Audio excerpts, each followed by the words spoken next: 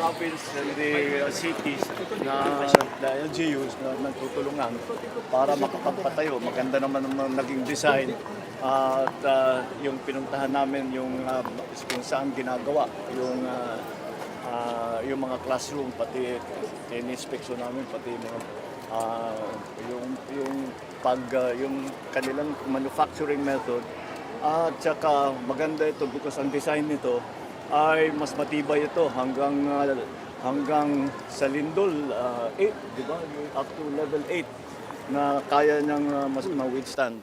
Sa ano naman, sa Baguio, 300 kilometers per hour winds is rated for that with a 20-year warranty. So it's a better design at saka mas mabilis ang production. So that's what we are looking at today.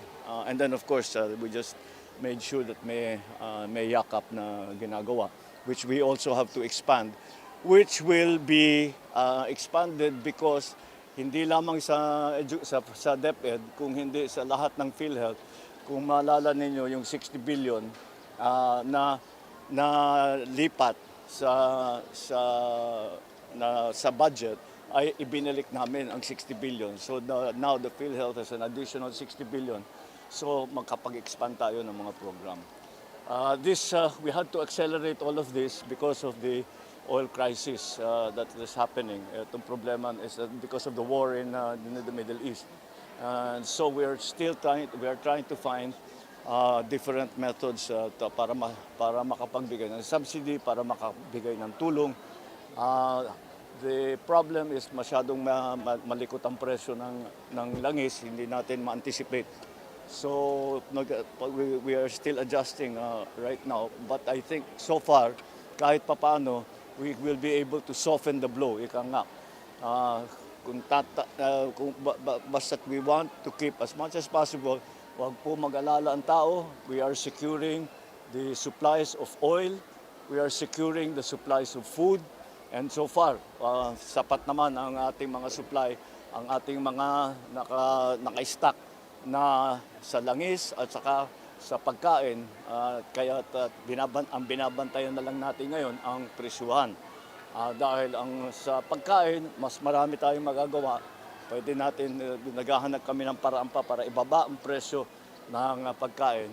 Yung langis, wala tayong magagawa dyan. Pero at least yung supply ay tinitiyak namin magkakaroon. So kahit na may stock tayo, patuloy ang maghanap ng Pilipinas dahil kumukuha talaga tayo sa Middle East. So naghahanap tayo ng alternative sources ng langis.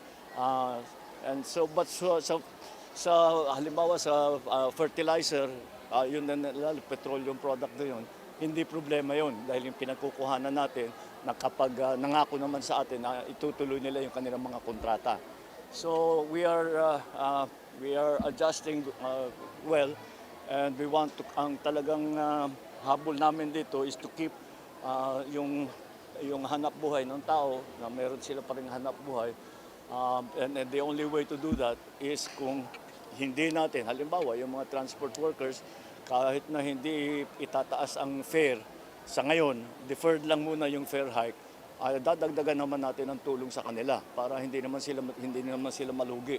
Lalong-lalo na parating ang Holy Week, marami nang alam naman natin, napakaraming babiyahe para hindi mabawasan ang biyahe. So lahat ng ating mga pamilya ay makakapag-celebrate ng Holy Week na kasama ang kanilang mahal sa buhay. Okay? Just the austerity measures po ba for the education? Well, yes, there's a directive for all government institutions to reduce 10% of their energy expenditure. But many have already taken the initiative. Kung titignan ninyo, solar was already becoming very, very popular dahil nga it's free energy. Ang one time lang ang bayaran, you buy the actual solar panels, you install it, minsanan lang yun. So that has already been, but now we will accelerate that so that the load on our power plants is going to be lessened. And the other thing is the power plants, yung kanilang raw material, especially the coal, we were trying to move away from coal, but because of this crisis, we'll open up again the importation, the buying of coal. para hindi makulangan ang ating power plant para sapat ang ating magiging power supply for especially in all parts of the Philippines. And so far, we are all right. Okay naman ang ano natin. Ang supply natin as for raw material for power plants, we have a sufficient supply. So we are just watching, but we are tuloy-tuloy yan, hindi namin tinitigilan araw-araw. We are talking to mga kaibigan natin mga bansa na meron silang supply na pwede natin kunin, kaya nating bilhin. We have already secured yung mga stockpile ng Pilipinas na nasa ibang bansa ay pinermiso na namin na iuwi na para magamit natin, para pahabain yung ating stockpile. Imbis na sabihin natin 30 days, pahabain natin ng 2-3 buwan. And that's what we are working on so that halos sana matapos na yung gera at habang may gera pa rin, normal pa rin ang magiging buhay ng ating lalo na yung mga manggagawa. Alright? Thank you. Okay.